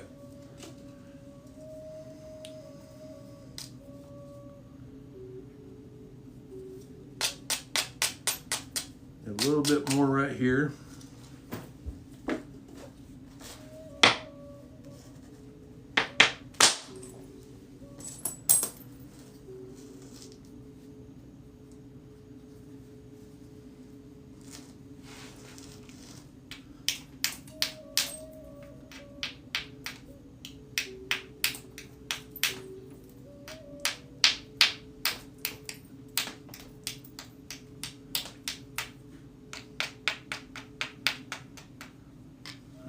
Now I've got a couple of lowered spots here. That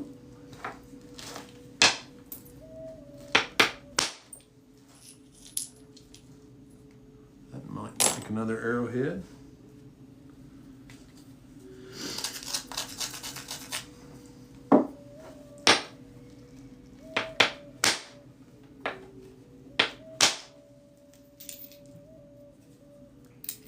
Another nice point that just took off a bunch of that mass.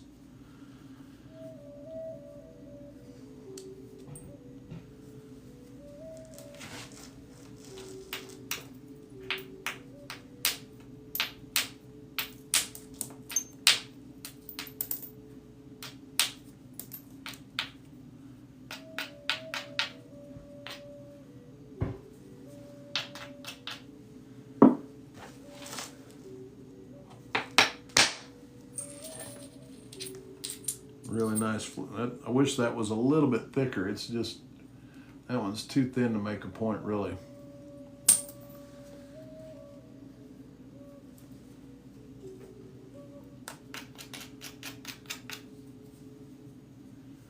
All right, let me get this little, got an area of mass right there that I'm going to try to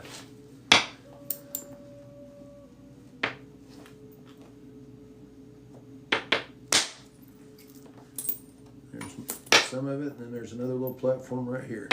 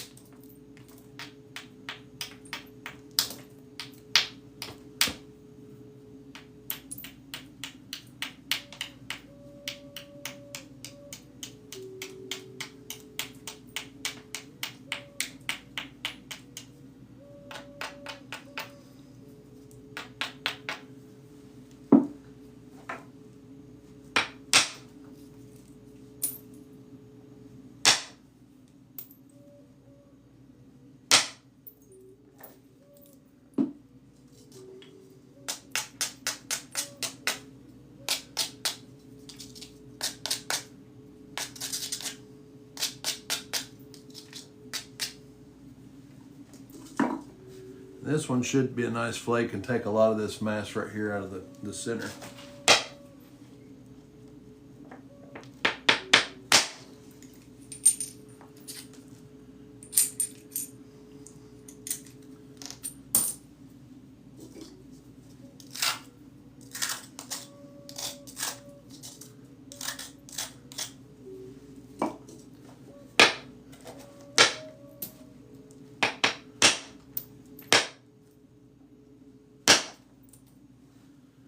Neither of those wanted to go. That kind of stubbed my toe there a little bit. I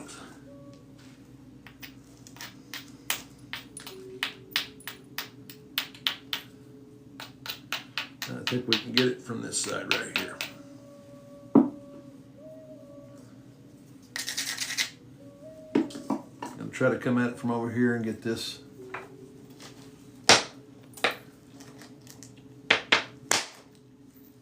Like that. That flake went from there to there.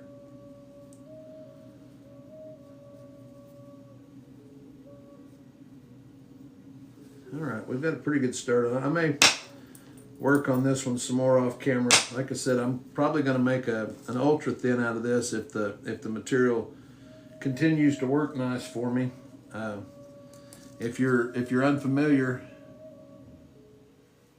yes sir, or real people, I'm assuming, I can't see the picture, but yes, I am from Arkansas. Why do you ask?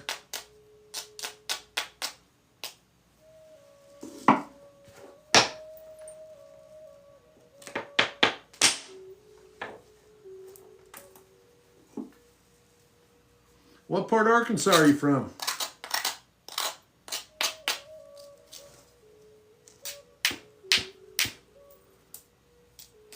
We've got a couple of local Arkansas folks here that come in. And another one, Skitty is, oh, right on. My wife's got family over in the Newport area. You're about 4.5, 5 hours to the east of where I live.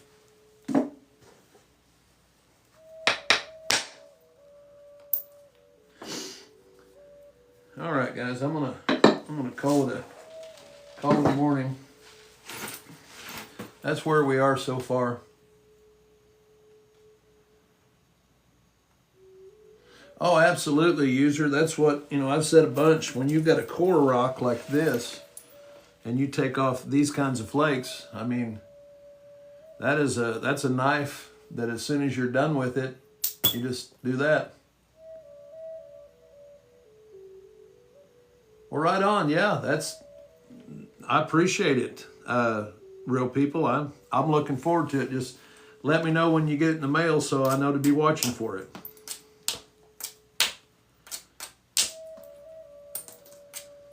So then I just go around and kind of trim this edges up and clean it up a little bit.